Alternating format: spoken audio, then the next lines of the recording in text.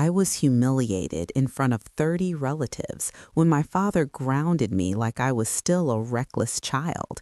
He called me irresponsible, ungrateful, a disappointment. I stood there swallowing tears until his lawyer walked through the door holding a folder that would change everything.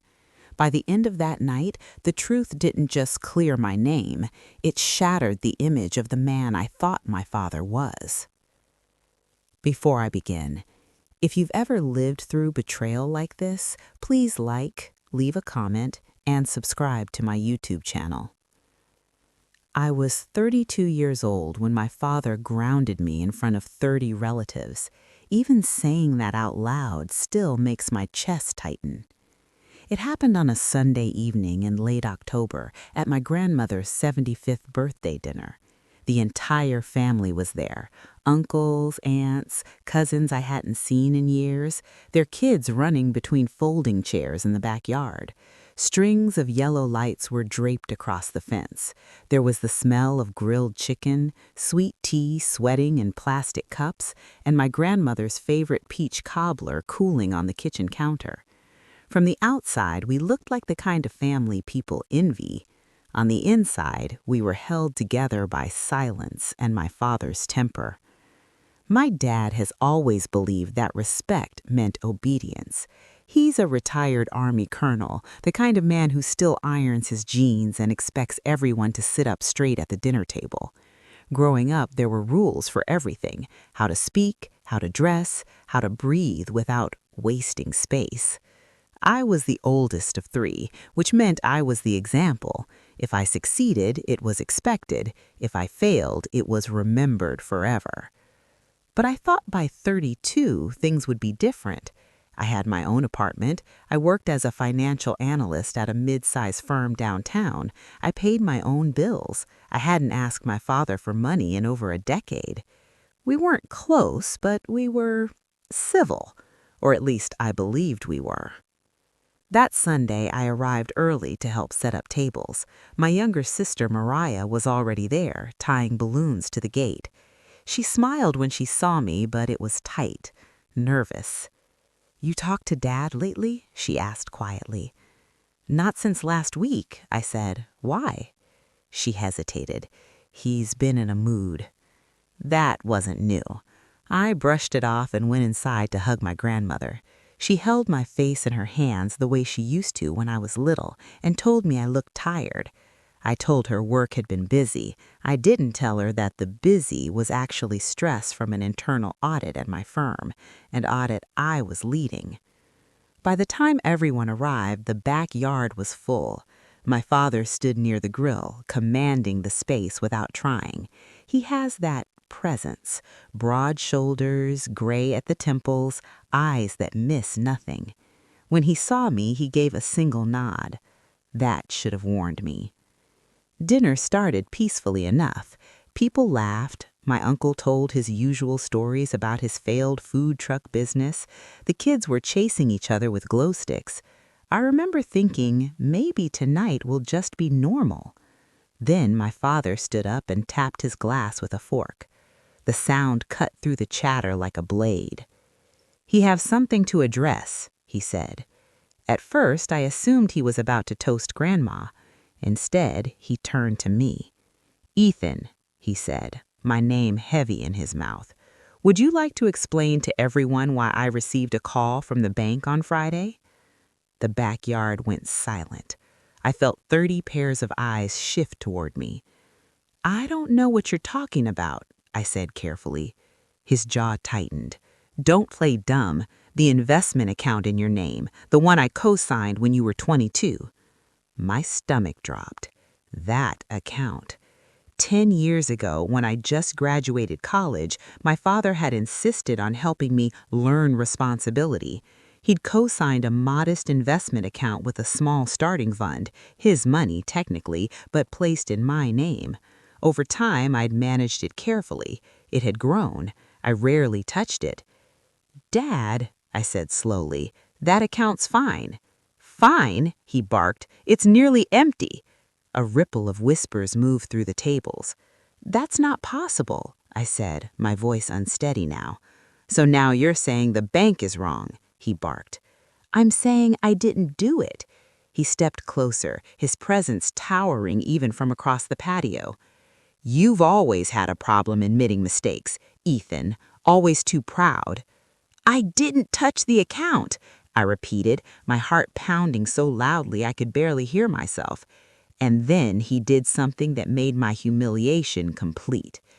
In this family, he said loudly, turning so everyone could hear, we take responsibility. Until you can prove you're capable of managing your finances like an adult, you're cut off from family events.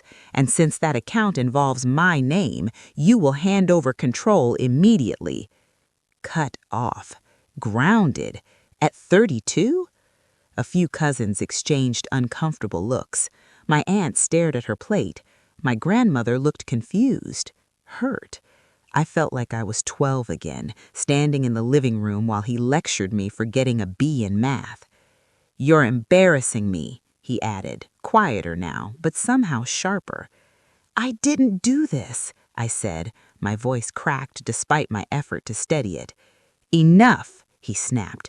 You will not argue with me in front of my family. Your family, not ours. The distinction sliced deeper than he probably realized. He turned back to the crowd. I apologize for this disruption. Some lessons are better learned publicly. Publicly. I don't remember sitting down, but suddenly I was in my chair, staring at my untouched food. My ears rang. I could feel tears pressing at the corners of my eyes, and I hated that they were there. I hated that at 32, he could still reduce me to that helpless boy, desperate for approval. Mariah squeezed my hand under the table. I know you wouldn't, she whispered, but knowing wasn't enough. After dessert, people began leaving earlier than planned. The mood had shifted permanently. Conversations were hushed. I caught snippets. Such a shame. Always seemed responsible. Money changes people. I walked inside to get my jacket. My hands were shaking so badly I dropped my keys. That's when I heard the front doorbell ring. It was sharp, unexpected. My father frowned from the hallway. Who would be coming now? He opened the door, and there stood Mr. Callahan, my father's lawyer. I recognized him immediately from the few estate planning meetings I'd been forced to attend over the years. Tall, meticulous, always carrying a leather folder like it was an extension of his arm, and he was holding that folder now. Colonel Hayes, he said politely, I apologize for the timing, but this couldn't wait. My father looked irritated. We're in the middle of a family event. I'm aware, Mr. Callahan replied. His eyes flicked briefly to me, then back to my father. But the matter concerns your son. The room seemed to shrink. My father's expression hardened. What about him? It concerns the investment account you co-signed. My pulse thundered in my ears. I've just come from the bank. There appears to be activity on that account that neither you nor your son authorized. My father went very still. What are you implying? He asked. I'm not implying, Mr. Callahan said evenly. I'm stating the amounts were made using credentials linked to a secondary access holder. Silence. A secondary access holder? My father repeated slowly. Yes, the lawyer said. Someone you added 5 years ago. I stared at my father. He stared at the lawyer. And for the first time that evening, I saw something in my father's eyes I had never seen before. Uncertainty. Mr. Callahan opened the folder. The truth is, he said quietly, more complicated than you think. Mr. Callahan didn't raise his voice. He didn't need to. The air in the hallway had already thickened, like the moment before a storm breaks. My father stood rigid, one hand still gripping the doorknob as if the house itself might shift under him. What secondary access holder? He demanded. The one you authorized in 2021, Mr. Callahan replied calmly. He adjusted his glasses and pulled out a stapled packet of documents. According to the bank's records, you added an additional user with full withdrawal privileges. I would remember that, my father snapped. Mr. Callahan's eyes softened just slightly. You signed the authorization yourself, Colonel. I felt my pulse in my throat. 5 years ago, 2021. I tried to think back. That was the year my father had minor surgery. He'd asked me to attend a meeting about his estate planning because he wanted to make sure everything was structured correctly. I remembered being bored. I remembered wanting to get back to work. But I didn't remember a secondary access holder. Who? I asked, my voice barely above a whisper. Who was added? My father shot me a look like I had no right to ask questions. Mr. Callahan didn't hesitate. Your stepmother. The words landed heavy. Denise. I felt something inside me tilt. Denise had married my father 7 years earlier. She was warm when she wanted to be, sharp when she felt threatened. She was 10 years younger than him and carried herself like someone who'd always had to fight for her place at the table. We'd never been close, but we were polite. She called me sweetheart in a tone that never quite matched her eyes. That's impossible, my father said quickly. Denise wouldn't. She was granted full access at your instruction. My father's jaw tightened. That was for convenience, in case something happened to me. Yes, the lawyer nodded, and that convenience appears to have been used. My stomach dropped further. Denise wasn't in the hallway. She had stayed outside with the guests, probably telling them everything was under control. I could hear faint laughter drifting through the open back door, the kind that tries too hard to sound normal. Are you saying she stole the money?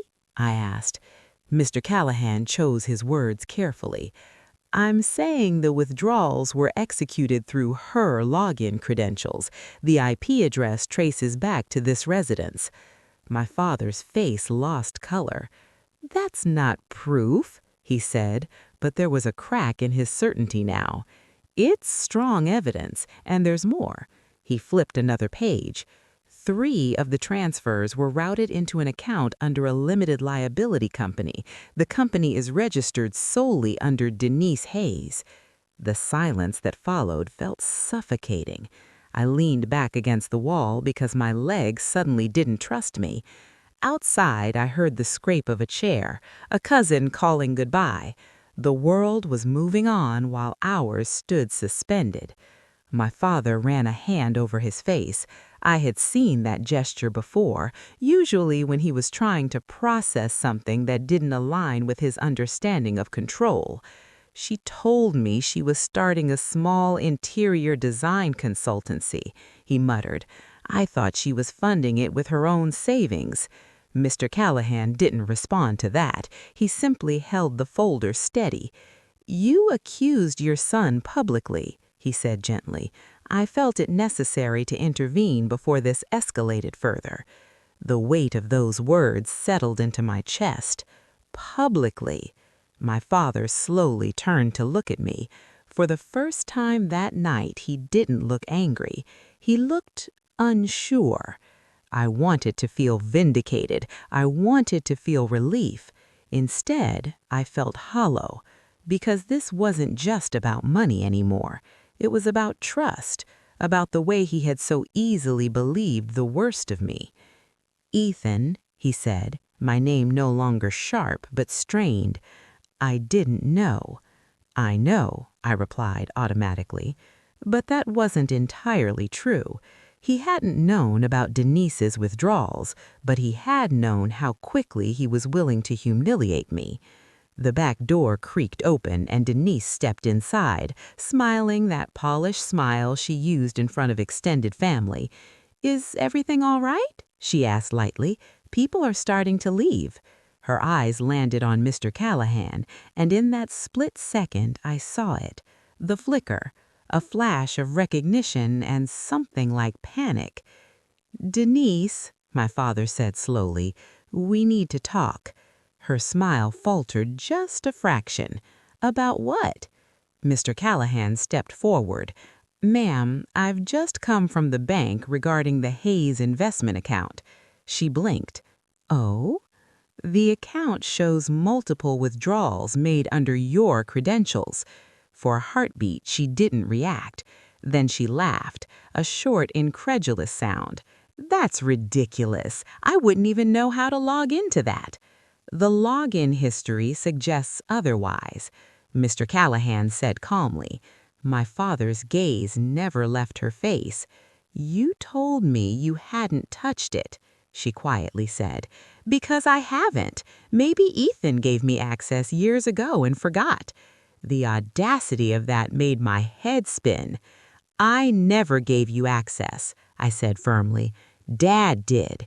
She turned toward me, eyes narrowing. "You've always resented me." "That's not true." "Oh, please," she snapped. "You've never accepted that your father moved on."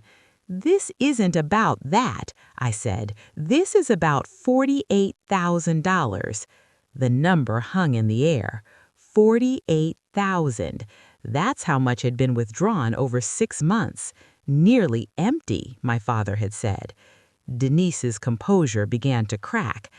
"I was going to replace it," she quickly said. "It was temporary. The business needed liquidity." "So you stole from my son?" my father asked. "I didn't steal," she shot back. "It's our family money." "No," I said, my voice steadier than I felt. "It was an account in my name. You didn't even ask." She opened her mouth, then closed it. My father looked between us like he was watching two strangers arguing in his home. "You let me believe he did this," he said slowly. Denise swallowed. "I didn't let you believe anything. You jumped to that conclusion on your own." That was the truth, and it hurt more than I expected, because she was right about that part. My father had jumped, without asking me, without giving me the benefit of doubt, without even checking the facts first. The back door swung open again as my grandmother shuffled inside with her cane. "What's all this tension?" she asked gently. "It's my birthday, not a courtroom." No one answered immediately.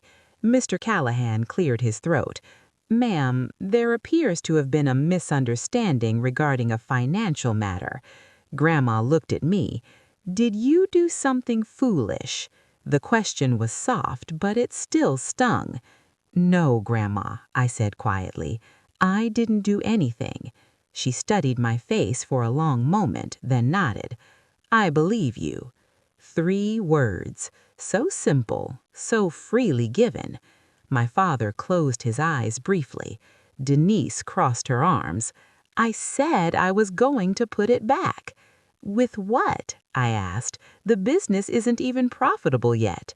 Her silence answered me. Mr. Callahan stepped in again.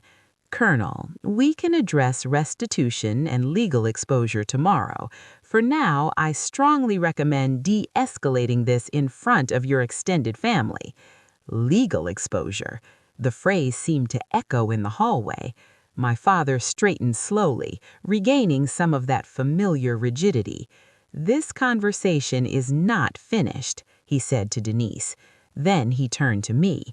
The air between us felt fragile. "I may have acted prematurely," he said. That was the closest thing to an apology I had ever heard from him, and somehow it wasn't enough, because the damage had already been done. 30 relatives had watched him condemn me. 30 relatives had watched me shrink. And now, even if the truth came out, the memory of that humiliation would linger. "I didn't deserve that," I said quietly. He opened his mouth as if to respond, but no words came. Outside, the last car engine started. The party was over, and nothing in our family would feel the same again. After the last car pulled out of the driveway and the sound of tires faded into the distance, the house felt heavier than it ever had before. The string lights in the backyard were still glowing, but their warmth was gone. plates with half-eaten cake sat abandoned on folding tables. It looked like the aftermath of something broken. I stood in the hallway, still holding my jacket, unsure whether to leave or stay. Every instinct in me wanted to walk out and not look back. But another part, the younger part, the one that had always wanted my father's approval, kept me rooted in place.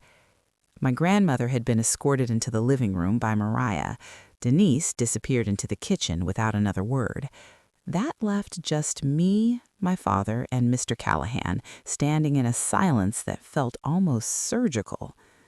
"I'll give you two a moment," Mr. Callahan said quietly, closing his folder. "Colonel, we'll speak in the morning." He gave me a brief nod, almost sympathetic, and let himself out the front door. The latch clicked shut. My father and I were alone. He didn't look at me at first. He walked slowly into the dining room, straightening chairs that didn't need straightening. It was something he did when he didn't know how to handle emotion, organize the environment instead. "You should have told me if you were having financial trouble," he said finally, his back still to me. I let out a slow breath. I wasn't having financial trouble. He turned then. "You understand how this looked?" "No, I understand how you chose to see it." That hit him, I could tell. "I received a call from the bank," he said, defensive again. "They said the account was nearly depleted. I assumed." "I failed," I finished. "You didn't call me first. You didn't ask for an explanation. You waited until 30 people were sitting in your backyard." His jaw tightened. I believed addressing it directly would force honesty. "Honesty?" I let out a hollow laugh. "Dad, you didn't give me a chance to be honest. You pronounced judgment before the trial." The words surprised even me. I had never spoken to him like that. For years, I'd swallowed my disagreements. I'd accepted his tone, his decisions, his lectures. But something about tonight, about being publicly reduced to a reckless child, had snapped something loose inside me. "I have spent my entire adult life trying to prove to you that I'm responsible. I built my career from nothing. I don't party, I don't gamble, I don't even take vacations. And the moment something looks wrong, you assume I'm the problem." "That's not fair," he said, but his voice lacked conviction. "It's exactly fair." He looked older in that moment. The sharp edges of his posture seemed softer, almost tired. "You don't understand the pressure of carrying this family," he said quietly. "Every decision I've made has been about protecting what we built." "And who protects me?" I asked. The question hung between us. He didn't answer. Instead, Denise reappeared from the kitchen, her face pale now, makeup slightly smudged around the edges. She looked less polished, more exposed. "We need to discuss this rationally," she said, trying to regain control of the narrative. "This doesn't have to become a spectacle." "It already is," I replied. She flinched. My father folded his arms. "Why didn't you tell me you were using the account?" Her eyes flashed. "Because I knew you'd react exactly like this." "I was right," I said flatly. "He reacts first and thinks later." "Ethan," my father warned. "No," I said, shaking my head. "You don't get to shut me down anymore." The room went still. Denise took a slow breath. "The business was struggling. A client backed out. I had payroll to meet. I panicked." "So you drained my account?" I asked. "I intended to pay it back." "With what income?" I pressed. "You've been operating at a loss for months." She didn't deny it. My father ran a hand through his hair, something I'd only seen him do during the most stressful moments of his career. "How much?" he asked quietly. 48,000, she whispered. The number felt heavier now that it was fully acknowledged. "That account was for his future," my father said. "It was for the family," she insisted. "It was for him," he corrected. For a brief second, something flickered in my chest, a strange mix of validation and sadness. He was defending me now, but only after the damage was visible. "Dad," I said more softly, "it's not just about the money." He looked at me, really looked at me. "It's about trust. You trusted her access more than you trusted my word." Denise's shoulders stiffened.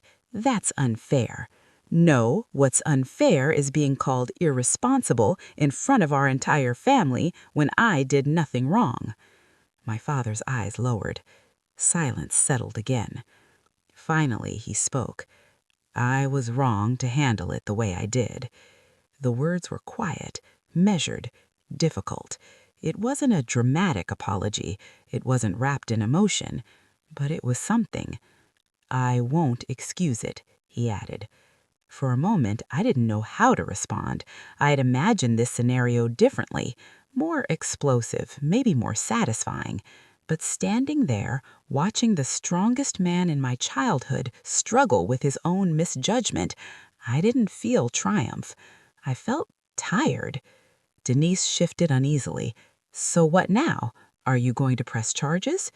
The question made everything real. Legal exposure, restitution. Those weren't just abstract words anymore. My father looked at me, and that, more than anything, stunned me. He was waiting for my decision. The man who had dictated every rule of my childhood was now asking, without speaking, for my direction. I swallowed. "I don't want to destroy the family," I said slowly, "but I won't pretend this didn't happen." Denise exhaled shakily. "You'll repay the full amount with documented transfers, and you'll remove your access permanently." She nodded quickly. "Of course." "And Dad," I added, turning to him, "tomorrow you call the family." He frowned slightly. "Why?" "Because you correct the story. Publicly." His pride flared for just a second. I could see it, the instinct to resist being told what to do. But then it faded. "You're right," he said. That might have been the most unexpected moment of the night. He was right. Not because I needed public vindication, though I did, but because accountability shouldn't hide in private when humiliation happened in public. My grandmother's voice drifted from the living room. "Is everything settled?" My father cleared his throat. "We're handling it." I looked around the house. The framed military photos, the family portraits, the polished furniture that had always felt more like a museum than a home. For the first time in my life, I didn't feel small inside these walls. I felt separate, independent, not because I had won, but because I had finally stood up. "I'm going home," I said. My father nodded once. As I reached the door, he spoke again. "Ethan?" I paused. "I am proud of the man you've become," he said quietly. The words landed gently, almost awkwardly. I had waited years to hear them, and yet they didn't erase the sting of earlier. They didn't rewind the humiliation, but they mattered. "I just wish you trusted that sooner," I replied. Then I stepped out into the cool October night. The air felt different, lighter. The driveway still held faint tire tracks from departing relatives. The string lights glowed behind me, softer now. I walked to my car, sat in the driver's seat, and finally let myself breathe. Tonight had exposed more than a drained bank account. It had exposed fractures in our family, old habits, unspoken resentments, blind trust misplaced. And for the first time in my life, I wasn't afraid of what came next, because the truth walked in with a leather folder, and it had set me free. I didn't sleep that night. I lay in my apartment staring at the ceiling, replaying every second of the evening in my mind, the clink of my father's fork against the glass, the way my cousins avoided my eyes, the exact tone he used when he said I was embarrassing him. Even after the truth came out, those moments didn't disappear. They lingered like fingerprints on glass. Around 3 in the morning, my phone buzzed. A text from Mariah. "Are you okay?" I stared at the screen for a long moment before responding. "I think so." 3 dots appeared immediately. "I'm proud of you," she wrote. That made my throat tighten in a way I hadn't expected. Growing up, Mariah had always been the peacemaker. When Dad yelled at me, she would slip notes under my door later. When Mom left, when the divorce split our world in half, Mariah had been the one who cried openly while I stayed silent. I had protected her from as much as I could, or at least I'd tried. Now she was protecting me in her own quiet way. The next morning, my alarm went off at 6, like any other Monday. For a brief second, I considered calling in sick. My body felt heavy, my mind fogged from lack of sleep. But routine has always been my anchor, so I showered, dressed, and went to work. As I stepped into the office lobby, the normalcy of it all felt surreal. People were talking about quarterly projections, complaining about traffic, laughing over coffee. No one here knew that less than 12 hours earlier, my character had been publicly questioned in front of my entire extended family. I made it to my desk and opened my email. And there it was, an automated notification from the bank, time-stamped late last night. Secondary access removed. I exhaled slowly. Denise had already been stripped from the account. A few minutes later, another message came through, this one from Mr. Callahan. "Ethan, as discussed, documentation is attached. Please review. We'll coordinate repayment schedule. C." Attached were copies of the transaction history, dates, amounts, transfer confirmations. Seeing it laid out in black and white made it real in a way the argument hadn't. $48,000. Withdrawn in increments, 8,000 here, 10,000 there, just enough each time not to trigger immediate suspicion. Strategic, calculated. I leaned back in my chair. What unsettled me most wasn't just that Denise had taken the money, it was that she had watched my father accuse me and said nothing. She had stood there while my name was dragged through the dirt and allowed it to happen. That silence spoke louder than the withdrawals. Around 10 in the morning, my phone rang. Dad. I let it ring twice before answering. "Hello?" His voice sounded different, less rigid. "I spoke to the family," he said without preamble. My heart skipped slightly. "Already?" "Yes." I imagined him making those calls, dialing my uncles, my aunts, explaining that he'd been mistaken, that my son wasn't irresponsible after all.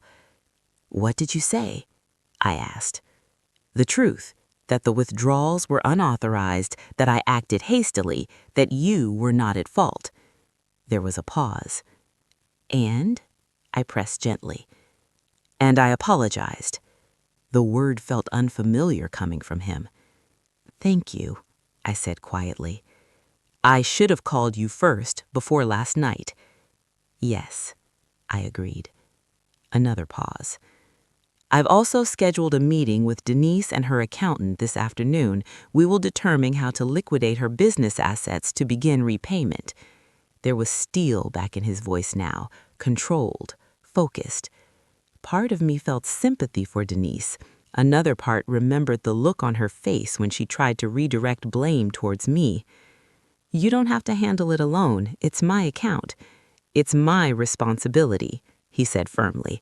"I added her access. I created the vulnerability." That acknowledgement mattered more than I expected. After we hung up, I sat at my desk staring at nothing for several minutes. For most of my life, my father had equated strength to dominance. Admitting fault had never been his default setting. But today, something had shifted. Maybe humiliation wasn't the only thing that could crack pride. Maybe truth could too. Around lunchtime, my grandmother called. "Baby, your father told me everything." I smiled despite myself. Did he now? He sounded humbled. That's one word for it. "You know, when you were little, you'd come sit on my porch after your father scolded you. You'd say, 'Grandma, one day I'm going to be big enough that he can't make me feel small.'" I closed my eyes. "I remember." "Well," she said gently, "I think you reached that day. Her faith in me had always been steady, unconditional. It was different from my father's love, which often felt tied to performance. After we hung up, I felt something settle inside me. Not triumph, not revenge, closure. Later that afternoon, Mariah sent me a screenshot, a group message from one of our cousins. Just heard what really happened. Sorry you went through that, man. That was messed up. Another cousin chimed in. Yeah, Uncle should have checked first. The validation was nice, but what surprised me most was my reaction. I didn't feel the need to defend myself anymore. The truth was out. That was enough. Around 5 o'clock, my father texted. It's handled. I called him instead of replying. What does handled mean? Denise has agreed to dissolve the company. Assets will be sold. The house equity will cover the remainder if necessary. The house? I hadn't expected that. You're not... I started. Yes, he said quietly. I'm considering separation. The word felt heavy. Separation. 7 years of marriage unraveling in a single week. Dad, I didn't know what to say. I trusted her, he said, not just with money, with judgment, with partnership, and she allowed me to humiliate my own son. There was pain in his voice now, raw and unguarded. For the first time, I realized something uncomfortable. He wasn't just angry at Denise. He was ashamed of himself. I don't want your marriage to end because of me, I said softly. It's not because of you. It's because of truth. We sat in silence for a moment, connected only by breath through the phone. I'm proud of how you handled yourself, he said again. This time it didn't feel like a consolation prize. It felt earned. That night, I drove past my childhood home on impulse. The lights were on inside, but the house felt different, quieter, like it was holding its breath. For years, I had thought becoming an adult meant achieving milestones, career success, financial independence, stability. But standing there in my parked car, I realized adulthood also meant confronting your parents as equals, not as authority figures, not as children, as flawed human beings. And maybe, just maybe, my father was finally seeing me that way. The next morning, the bank sent confirmation of the first repayment transfer, $8,000. A start, not just towards restoring the account, but towards restoring something deeper. Trust, once broken, doesn't heal overnight, but it can begin. And as I logged into my account and saw the balance inch upward, I felt something else rise with it. Not satisfaction, not vengeance, peace. Because the truth had done what anger never could. It had forced growth on all of us. The days that followed were quieter than I expected. No dramatic confrontations, no slammed doors, just paperwork, bank confirmations, and conversations that felt careful, almost fragile. By Thursday, the story had made its way through every branch of our extended family tree. My Aunt Leela called to say she always knew I was the responsible one. My cousin Darren sent a voice note apologizing for side-eyeing me at dinner. Even my Uncle Victor, who rarely admitted fault in anything, texted, "Your dad shouldn't have done that." Each message carried a small piece of validation, but I noticed something else. No one asked how I felt. They asked about the money, about Denise, about whether my father was okay. The focus shifted quickly to the spectacle of it all, not the humiliation I'd stood in. It made me realize how easily families pivot to the next topic once the scandal is explained. Once the narrative is corrected, they move on. But the person at the center doesn't move on so quickly. On Friday evening, my father asked me to come over. Just us, he said. When I pulled into the driveway, the house looked the same as always. Neatly trimmed hedges, porch light glowing, flag hanging straight and disciplined. But inside, something had changed. Denise's car wasn't there. I stepped inside and immediately felt the absence. Her decorative touches, throw pillows, scented candles, framed quotes were gone from the living room. The space looked more like it had when I was growing up. Minimal, orderly, stark. "Where is she?" I asked quietly. "She's staying with her sister," he replied. Temporary, he didn't say. We sat at the dining table. No audience this time, no relatives, just two men and the echo of what had happened between them. He poured coffee for both of us, though neither of us usually drank it at night. "I've been thinking," he began. That was new. He usually declared, not reflected. "I've built my life on control. In the military, control keeps people alive. At home, I may have confused it with leadership." I didn't interrupt. "When the bank called, I felt betrayed," he admitted. "But instead of verifying the facts, I reacted to protect my pride." There it was again, pride. "That pride cost you your dignity," he said quietly, meeting my eyes. "And that is something I can't undo." The honesty in his voice made my chest ache. "I don't need perfection from you. I just needed fairness." He nodded slowly. "I never wanted you to feel small," he said. "But I did," I replied gently, "for a long time." That truth sat between us. I wasn't attacking him. I wasn't accusing. I was just stating what had always been. He leaned back in his chair, absorbing it. "When you were a boy," he said after a moment, "I pushed you hard because I saw potential. I thought toughness would prepare you." "It did," I admitted. "But it also made me afraid to fail in front of you." His eyes softened in a way I hadn't seen before. "I never knew that." "I know," I said. That was the heart of it.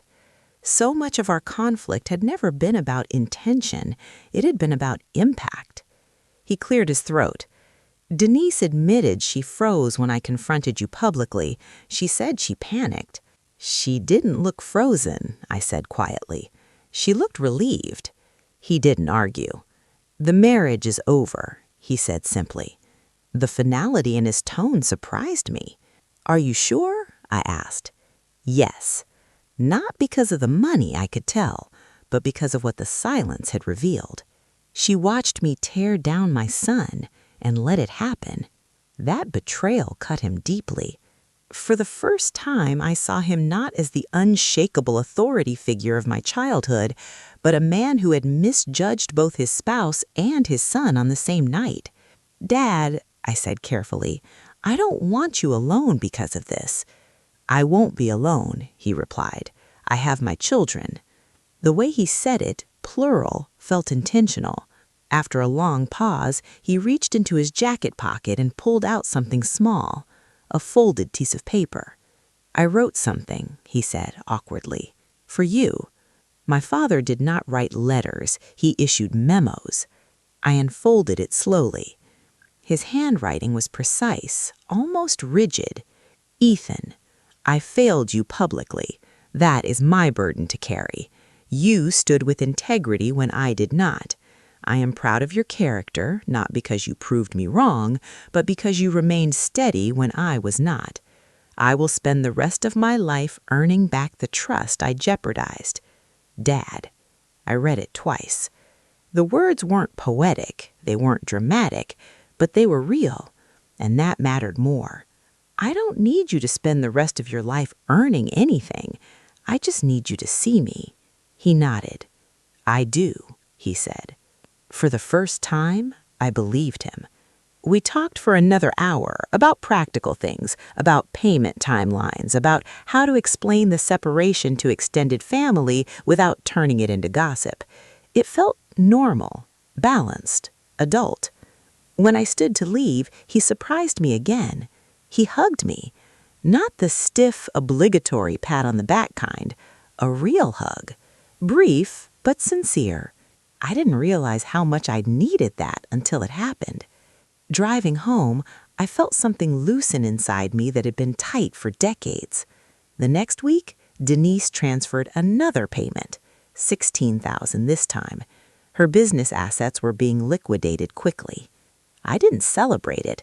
There was no joy in watching someone unravel financially, but there was closure in watching accountability unfold.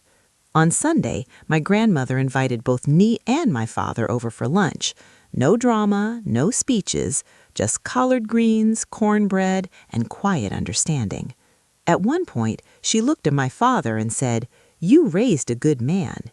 He nodded. "I know." Simple, but powerful. Later, as I helped her wash dishes, she leaned closer and whispered, "Sometimes truth doesn't just clear your name, it clears your future." I thought about that on the drive home.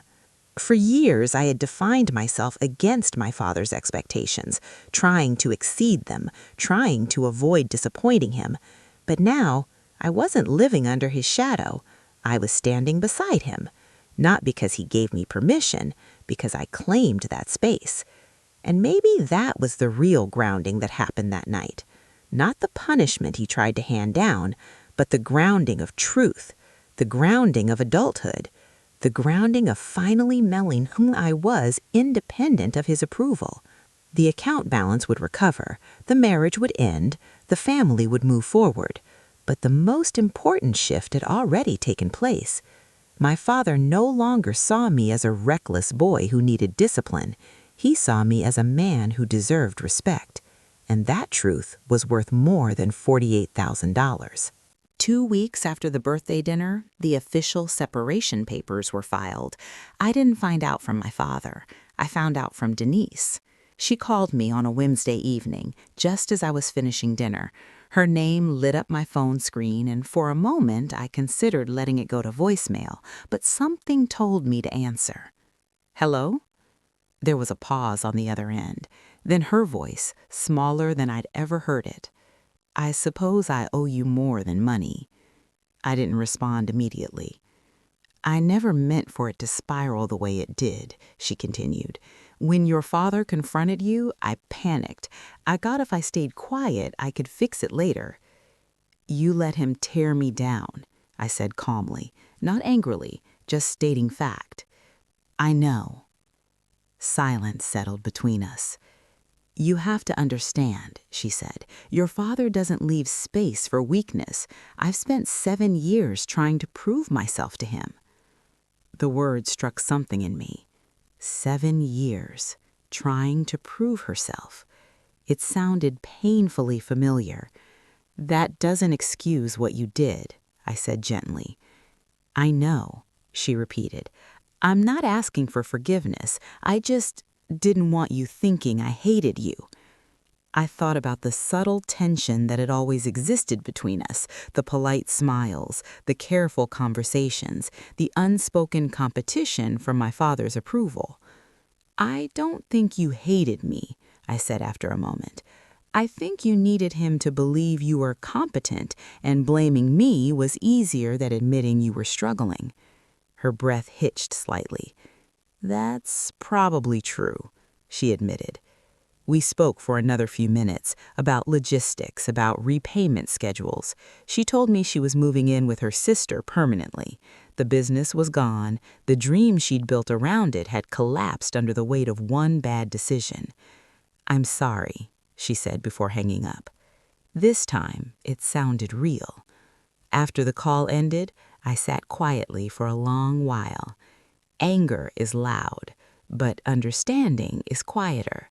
I didn't absolve her, but I saw her more clearly. The following weekend, my father invited me to help him reorganize the garage. It was something we used to do when I was a teenager: sort tools, label storage bins, create order out of clutter. We worked mostly in silence at first. Halfway through sorting old military equipment, he spoke. "She called you, didn't she?" I paused. "Yes." "What did she say?"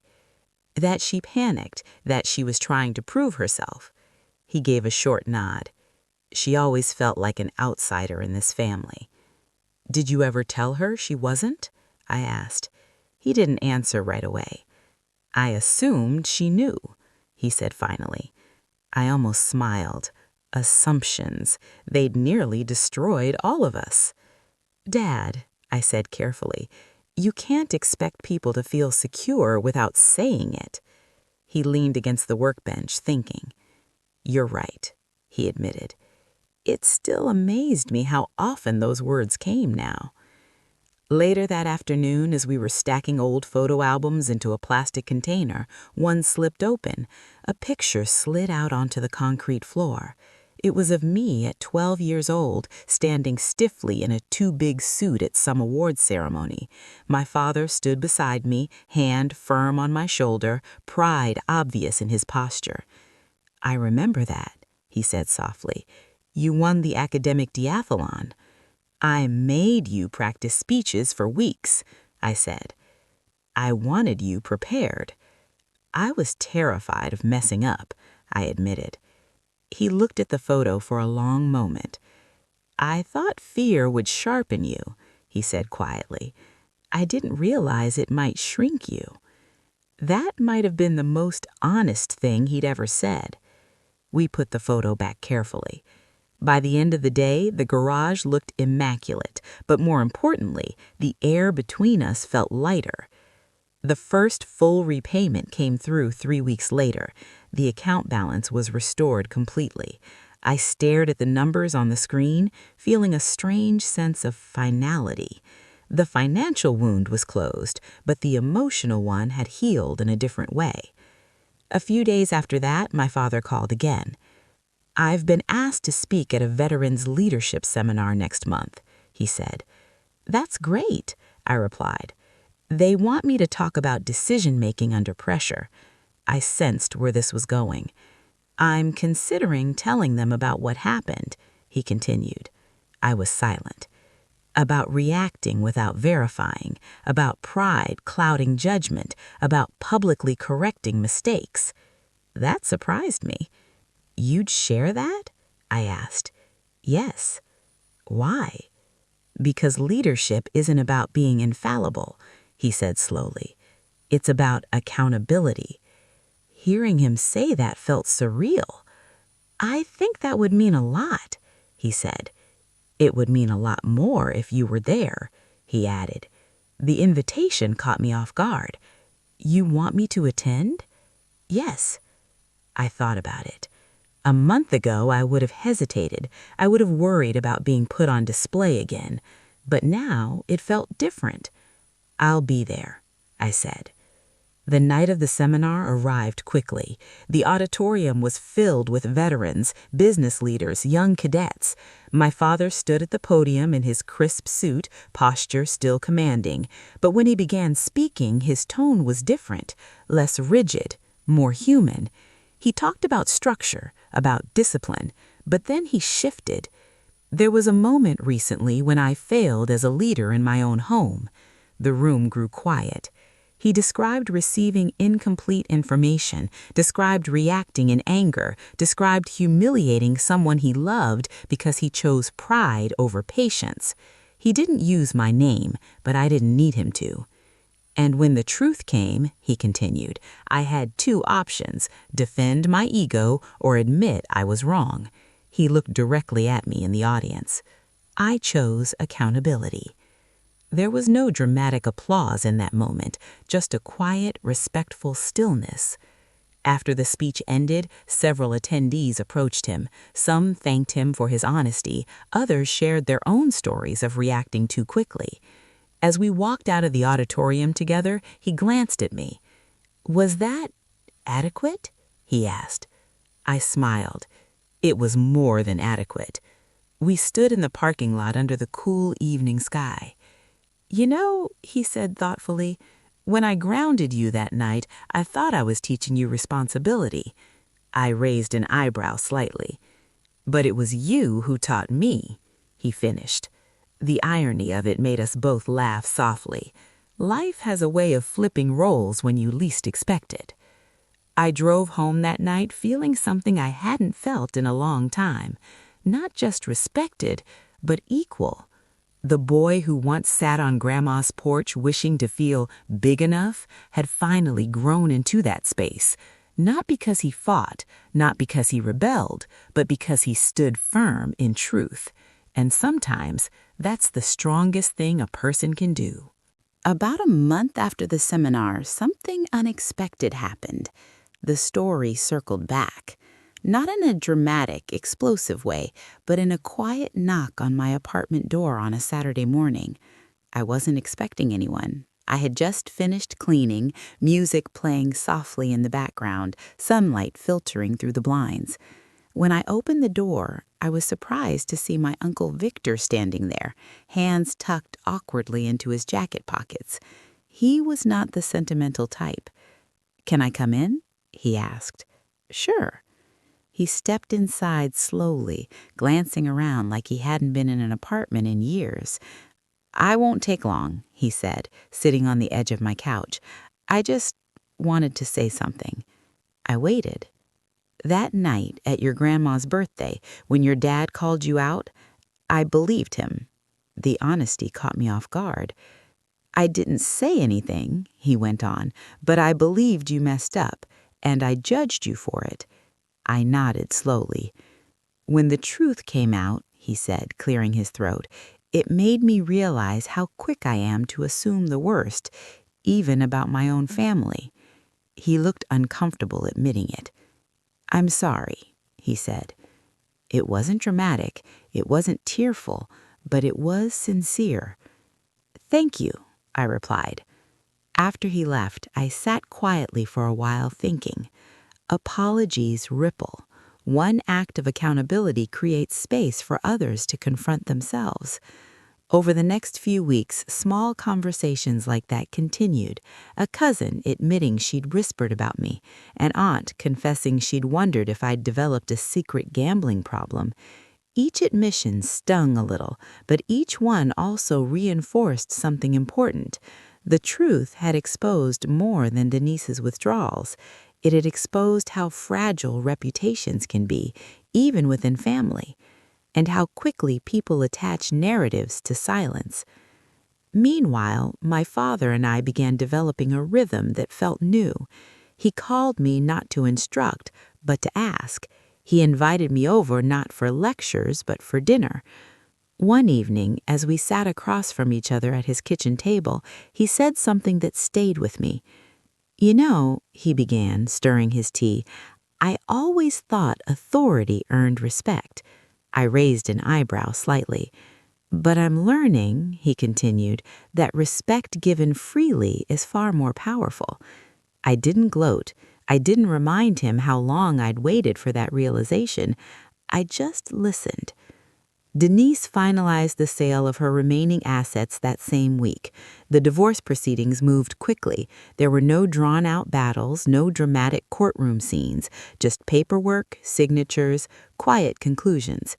She sent one final message to both of us in a short email. "I accept full responsibility for my actions. I hope time brings peace to all of you." My father didn't respond. I didn't either. Some endings don't require replies. Around this time, something else shifted in me.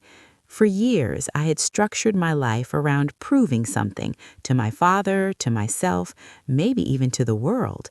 Every promotion, every financial milestone, every disciplined decision had carried an undercurrent of, "See, I'm capable." But after that night, after the humiliation, the truth, the correction, I realized something surprising. I didn't need to prove anything anymore. Not because my father finally approved, but because I had already proven it to myself.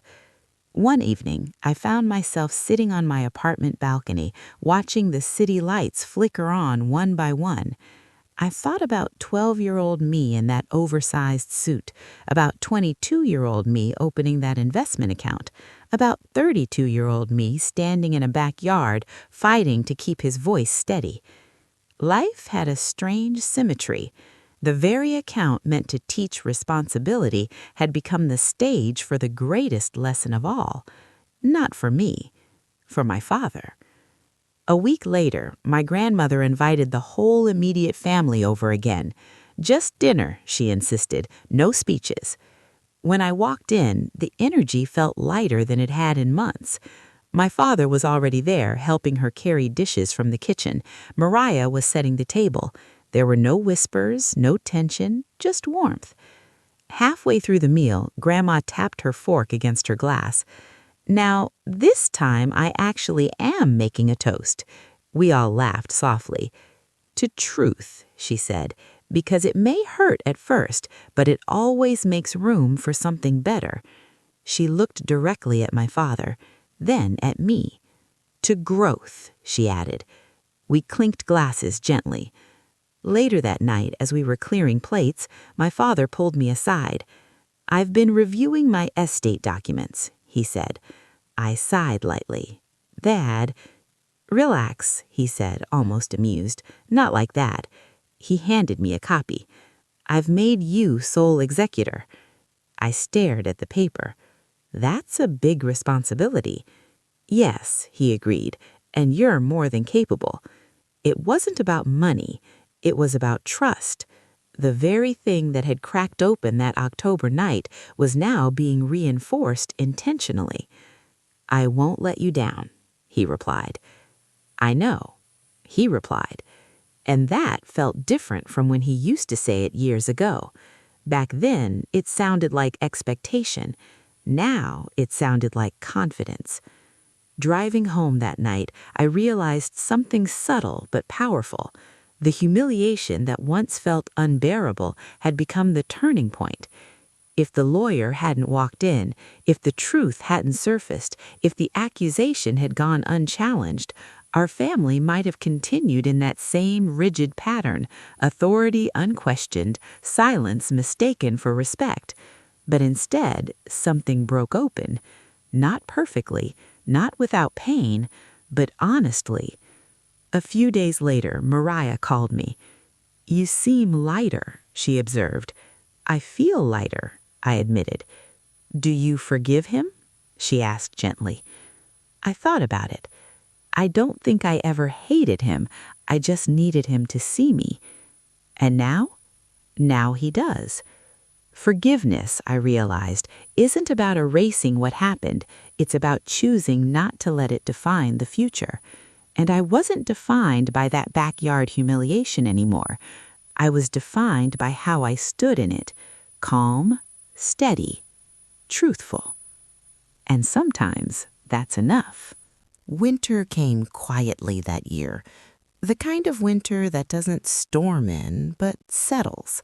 Soft gray mornings, breath visible in the air, evenings that invite reflection, whether you want them to or not. By December, the divorce was finalized. There was no dramatic fallout. Denise moved fully out of the house. My father repainted the living room himself, choosing a muted blue instead of the beige she'd preferred. He said it felt calmer. I suspected it felt like reclaiming space. I visited more often than I used to, not out of obligation, but because I wanted to. We'd cook simple meals together, nothing elaborate, grilled fish, steamed vegetables, the kind of dinners that leave room for conversation. One night, as we were washing dishes, he asked something unexpected. "Did you ever consider cutting me off?" The question surprised me enough that I stopped scrubbing the plate in my hand. "After that night," he clarified. I thought about it honestly. "Yes," I said. He nodded slowly, absorbing it without defensiveness. "I wouldn't have blamed you," he admitted. "I didn't want to," I replied, but I needed space to decide if the relationship was healthy for me. The word healthy hung in the air. In our family, we had rarely used language like that. Emotions were implied, not dissected. Pain was endured, not analyzed. "I'm glad you didn't," he said quietly. "Me too," I answered. That was the truth. Because the alternative, distance, silence, unresolved bitterness, would have been easier in the short term, but harder in the long run. Around this time, something else happened that tested our new dynamic. The investment firm I worked for offered me a promotion, senior partner track. It came with a significant salary increase and a potential relocation to another state within the year. 5 years ago, I would have hesitated to tell my father until everything was finalized. I would have feared his opinion, his critique, his evaluation of whether I was ready. This time, I invited him to dinner specifically to discuss it. When I told him about the offer, his first reaction was a slow, impressed whistle. "That's substantial," he said. "It is. And the relocation? Likely." He leaned back in his chair. "And what do you want?" he asked. The simplicity of the question caught me off guard. No advice, no instruction, just curiosity. "I want it," I admitted, "but part of me worries about leaving you." He looked almost offended.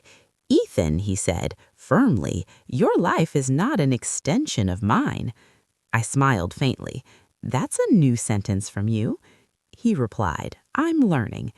He folded his hands on the table. "You don't stay small to keep others comfortable. If this opportunity stretches you, you take it." Hearing those words from the same man who once grounded me publicly felt surreal, but it also felt genuine. "I'm proud of you," he added. This time it wasn't attached to correction or comparison. It was simply stated. A week later, I accepted the promotion. The decision felt grounded, not in defiance, not in rebellion, but in confidence. Mariah cried when I told her. "Don't go too far," she joked through tears. "I'll visit," I promised. Grandma squeezed my hands and said, "Growth sometimes requires distance." My father simply nodded and said, "We'll make it work." In the weeks leading up to my move, I found myself reflecting on how much had shifted in such a short time. It wasn't just about the money being restored, or the divorce, or the public correction. It was about something quieter, mutual respect. The night before I left town for the first phase of training, my father asked me to meet him at the house one more time. When I arrived, he handed me a small wooden watch. He said, "I had this made." Inside was a simple watch, classic, clean. Engraved on the back were 4 words: "Trust before judgment." I swallowed hard. "I need that reminder as much as you do," he said softly. The weight of that moment pressed gently against my chest. For years, I had seen my father as immovable, solid, unchanging. But people can change. Not overnight, not magically, but gradually through confrontation and humility. As I drove away that night, watch secure on my wrist, I realized something profound. The humiliation that once felt like the worst night of my life had become the catalyst for the healthiest season of our relationship. If the lawyer hadn't walked in, if the truth hadn't interrupted the narrative, we might have continued repeating the same patterns for decades. Instead, everything shifted. The relocation process began in early spring. Boxes packed, lease signed, new office orientation scheduled.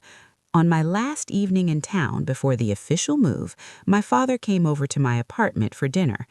As we stood on my balcony overlooking the city lights, he said something I never expected to hear. "I used to think strength meant never being wrong." I glanced at him. "But I've learned," he continued, "that strength is admitting when you are." The wind carried his words softly. "I'm glad the truth came out," he added. "So am I said. Not because it exposed Denise, not because it corrected the narrative, but because it exposed something in both of us, our blind spots, our pride, our fear, and it forced us to grow. When he hugged me goodbye that night, it felt different from any hug we'd shared before. Not obligatory, not corrective, just mutual. The next morning, as I loaded the last box into my car, I caught my reflection in the window. 32 years old, no longer the boy in the oversized suit, no longer the son trying to avoid disappointment, just a man who had stood in truth and let it reshape him. And as I drove toward the highway, beginning the next chapter of my life, I understood something clearly. Being grounded in front of 30 relatives didn't define me. How I responded did. And sometimes the most humiliating moment becomes the most transformative one, because truth doesn't just clear your name, it clears your path. The new city felt louder than the last, not in decibels, but in motion. Everything moved quickly. People walked faster, meetings ran tighter, expectations sharpened at the edges. It suited me more than I expected. The promotion wasn't ceremonial, it demanded results. Strategy sessions began at 7 a.m., and performance metrics were dissected with clinical precision. For the first few weeks, I lived in a furnished corporate apartment with beige walls and art so generic it felt apologetic. I kept the wooden watch on my wrist every day, not because I needed the time, but because I needed the reminder. Trust before judgment. It applied to clients, to colleagues, and sometimes to myself. My relationship with my father settled into something steady. We scheduled Sunday evening calls, not out of obligation, but rhythm. He asked about the firm, I asked about the house.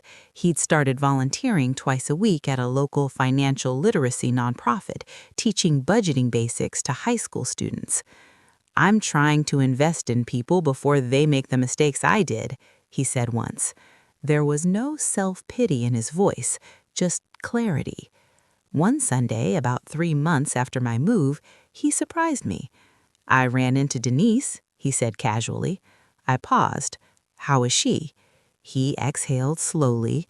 "Fine, I think. She's moved in with her sister for now." There was no bitterness in his tone, no lingering defensiveness. "Do you regret it?" I asked carefully. "The marriage?" he clarified. "Yes." He was quiet for a moment. "I regret ignoring warning signs," he said. "I don't regret learning from them." It was such a measured answer that I almost smiled. "That's growth," I said. "That's age," he countered. But I knew better. Growth wasn't automatic with age. It required confrontation, reflection, humility. Later that summer, something unexpected happened at work. A junior analyst named Priya made a costly forecasting error in a client presentation. It wasn't catastrophic, but it was noticeable. The client raised an eyebrow. Our managing director stiffened. After the meeting, Priya looked like she might throw up. "I triple-checked the numbers," she whispered. "I don't know how I missed it."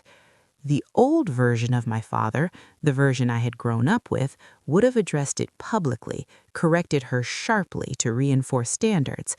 I felt the echo of that instinct flicker inside me. Instead, I asked her to walk with me to the conference room. We closed the door. "Show me what happened," I said calmly. As she pulled up the spreadsheet, the mistake became obvious, a linked cell referencing an outdated model. "I should have caught it," she said, voice tight. "Yes, you should have." She braced. "But one error doesn't define your capability. It defines your learning curve." Her shoulders lowered slightly. "We fix it. We send a revised deck, and next time you build in a redundant check. No humiliation, no performance, just correction." Later that evening, I thought about how easy it would have been to mirror the leadership style I'd once resented. Public discipline can feel efficient. It signals authority quickly. But it also fractures trust. I called my father that night. "I handled something differently today," I told him. "Oh?" he asked. I described the situation. He listened quietly. "That's better than how I would have done it 10 years ago," he admitted. 5 years ago, I might have done it your old way." He chuckled softly. "Then we're both evolving." The word lingered after we hung up. Evolving. Not erasing the past, not pretending it didn't shape us, but choosing differently because of it. In September, I flew home from Mariah's engagement party. Walking into Grandma's house again felt surreal. The same walls, the same dining table, the same chandelier that had once illuminated my humiliation. This time, though, I wasn't bracing. I was grounded, internally, not externally. Relatives greeted me warmly. Some joked about my big city promotion. A few whispered that my father seemed different lately. He did. When he stood to give a toast for Mariah and her fiancé, his voice was steady. "Marriage," he said, "isn't about winning arguments. It's about building something stronger than your pride." The line drew quiet attention. I caught his eye across the room. He held my gaze for a second longer than necessary. The subtext was clear. After the party wound down, we found ourselves alone in the kitchen. "You nervous about giving that speech?" I teased. "A little," he admitted. "Public speaking used to feel easier." "Because you controlled the room," I said lightly. He smiled knowingly. "Perhaps." We stood there for a moment, the hum of distant laughter filling the space. "You ever think about that night?" he asked. Suddenly. "Yes," I said. "Do you regret me for it?" The question was softer than it had been months ago. "No," I answered honestly. "I'm grateful for how it ended." He nodded slowly. "So am I." That evening, as I drove back to my hotel, I realized something subtle but profound. Forgiveness hadn't been a single decision. It had been a series of small ones. Answering the phone, showing up for dinner, choosing curiosity over accusation, trust before judgment. Back in the new city, my workload intensified. Senior partner evaluations loomed ahead, and the firm's expectations were exacting. Some nights I worked until midnight. Other nights I sat alone on my balcony watching traffic patterns below, thinking about trajectory. Success used to feel like proving something to my father, to relatives, to anyone who doubted me. Now it felt different. It felt internal, measured not by applause, but alignment. In late October, I received an unexpected email from Denise. The subject line was simple: "I'm sorry." I stared at it for a long time before opening it. Her message was brief. She admitted she had panicked that night, admitted she had misrepresented the situation because she feared my father's reaction to her financial misstep. She said she never expected the lawyer to reveal the truth publicly. She said she regretted the fallout. There was no request for reconciliation, just acknowledgement. I considered forwarding it to my father. Instead, I called him. "She emailed me," I said. He was quiet. "I assumed she might," he replied. "Do you want to read it?" "No," he said calmly. "I've made peace with what happened." The steadiness in his voice told me he meant it. "What did it say?" he asked. I summarized it. He exhaled slowly. "Fear makes people reckless," he said. "I know that better than most." I thought about that. "Are you okay?" I asked. "Yes," he replied, because the lesson wasn't about her. What was it about? "Me," he said simply, "and you." After we hung up, I deleted the email, not out of anger, out of closure. Winter approached again, almost exactly a year since the night everything shifted. The firm announced my official transition into senior partner track ahead of schedule. When I called my father to tell him, he didn't shout or boast. He just said, "You earned that." It was enough. In December, I flew home for the holidays. This time, the house felt lighter. Blue walls, fewer sharp edges. We decorated a small tree together, something we hadn't done since I was a teenager. As we hung ornaments, he said, "You know, I used to think parenting ended when kids grew up." "And," I asked, "it just changes form." Later that night, sitting by the fireplace, he looked at the watch on my wrist. "You still wear it," he noted. "Every day. Does it help?" "Yes," I said, "more than you know." Because that phrase had become more than advice. It had become policy, at work, in relationships, in self-reflection. Trust before judgment. When I left after the holidays, there was no dramatic goodbye, just a firm handshake that turned into a brief hug. "Call me Sunday," he said. "I will." As my plane lifted into the gray winter sky, I looked down at the shrinking city below and thought about the trajectory of the last year.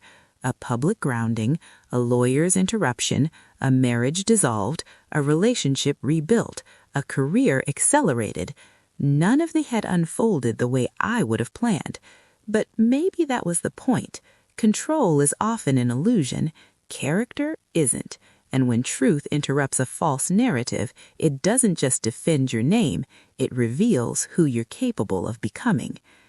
I settled back into my seat, the steady ticking of the watch faint against my wrist, not counting down, not racing forward, just marking time. And for the first time in a long while, I wasn't measuring my life against anyone else's expectations. I was simply living it.